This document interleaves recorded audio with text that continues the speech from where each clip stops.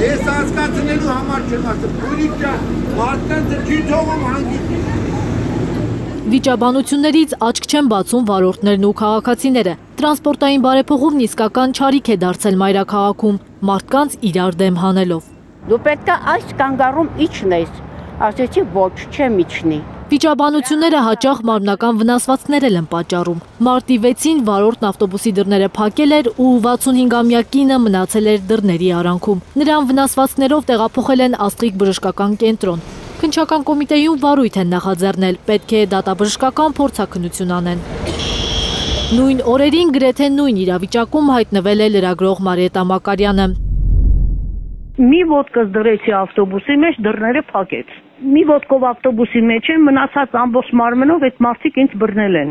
Ու բոլորը բղավում են, թե դուռը բաց արա, մարդ համա արանքը մնաց է։ Հեչ պետքը չի։ Բոլորը բղավում են, ես արդեն պատացել եմ։ Այդտեղ ինչ որ մեկը գնաց առաջի դռան մոտ գոռաց, թե դու մարդ ես, բաց արա դուռը, ես ինչ ես անում։ Ես զանգահարել եմ քաղաքապետարանի թեժ գծին։ Թեժ գծին թողել եմ, այս ամբողջ մանրամասը պատմել եմ։ Ինձ իմ հարցերն ուզեցին, հեռախոսի համարը ուզեցին, ամեն ինչ,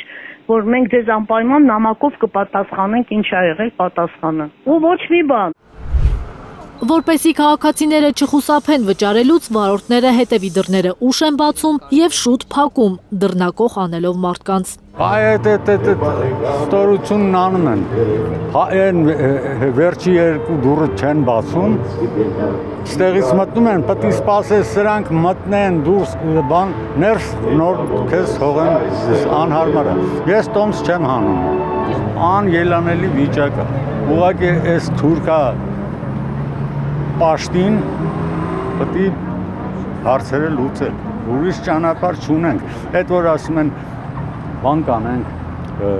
ընտրությունով բանով չի լինելու ընտրությունը,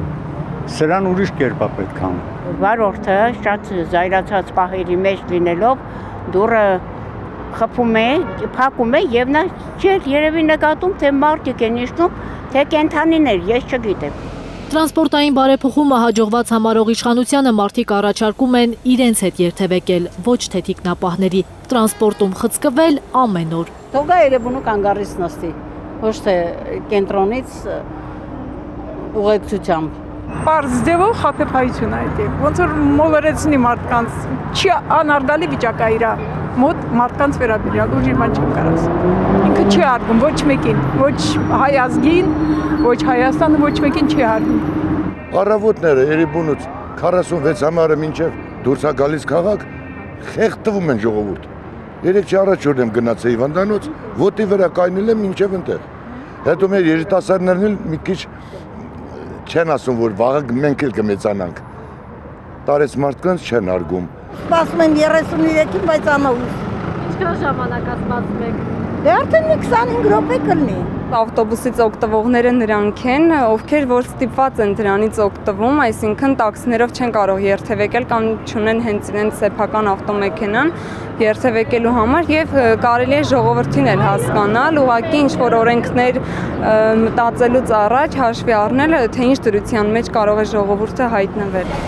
Երևանցիների խոսքով ուղետոմսերի երկարաժամկետ փաթեթներ մարդիկ ձեռք չեն բերում, իսկ QR կտրոններ տվող ապարատները գրեթե միշտ թուղթ չունեն, իրենք էլ ստիպված ուրիշ լուծումներ են գտնում։ Ոչ մի ապարատ չի աշխատում, հենց հիմա գնացեք ստուգեք այդ ապարատը չի աշխատում։ 70 տարեկան կարող է 5 կիլոմետր քելեն, որի ապարատի ռաստ կա։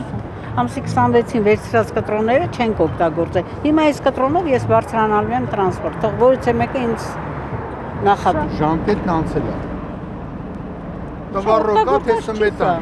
Երևանի ավականու ընդդիմադիր անդամը տեղեկություններ ունի, որ Ժոնգթոնգ ավտոբուսի 50 վարորդ աշխատանքից ազատվելու դիմում է ներկայացրել։ Աշխատավարձը սպասվածից քիչ է եղել։ Երևան ավտոբուս ՓԲ-ն հերքում է այս տեղեկությունը։